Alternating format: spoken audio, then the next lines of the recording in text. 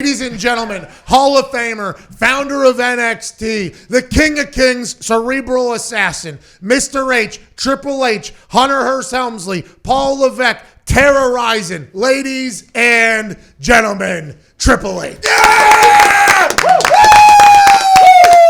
That sounds like a lot of people.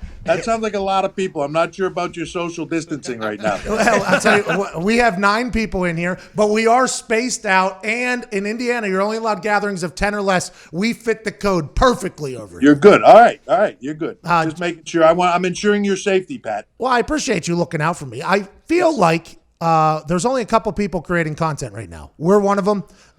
Get Up and a couple people at ESPN are creating some stuff. There's some other live shows. But everybody was wondering about what you guys were going to do, right? Whenever all the leagues were getting postponed and moved, the XFL was the last one to kind of make the decision to postpone. Then WrestleMania was obviously a topic of conversation because you got people traveling in from all over the world. You guys make the move to the Performance Center. You're still putting on live shows without crowds. How has the thought process behind all of this gone? For the XFL delay, was that because you guys wanted to get more information and kind of see what was happening? And then for WrestleMania as well, I know how big of a deal it is for everybody in the wrestling world. How has it been for you guys making these decisions? Yeah, I think it's been just like everybody else. We've been kind of just seeing what's going to happen. And this stuff is all changing so rapidly that it was almost tough to make a decision. I can't speak for the XFL because I really don't, it's a separate thing from us. But for us, it's hard for me to even think about it. On the 11th, we were doing an NXT show out of the Performance Center that we had a scheduling conflict with Full Sail, and we're doing it out of the Performance Center and had set it up to do it. And it was with a crowd and everything. And on the night before, or the afternoon before, as I was headed in there, I called Vince and I was like, man, it just seems like with all this stuff going on, should I just leave all this up? The seats, the everything, just on the off chance that something cancels, we could get everybody into Florida. We could make, some quick calls, fill this place with people. And at that point, it wasn't even a thought that they wouldn't allow fans in there, but that it was that day, but within 24 hours, everybody was headed to Florida.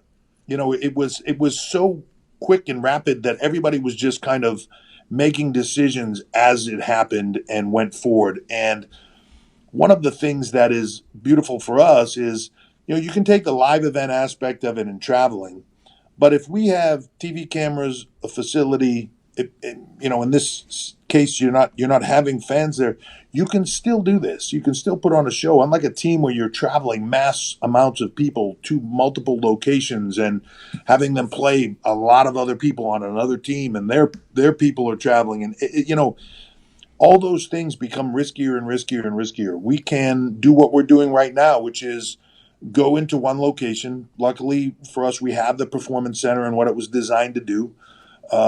We can have our medical staff working with the government officials and CDC and everything else to follow the proper guidelines and make sure we do this in the best, safest way possible. But screening, checking people out, keeping them apart from each other, having talent only come in waves and do what they do and then leave, and limiting the amount of people that are there, even from a production staff standpoint, much like you're doing right now.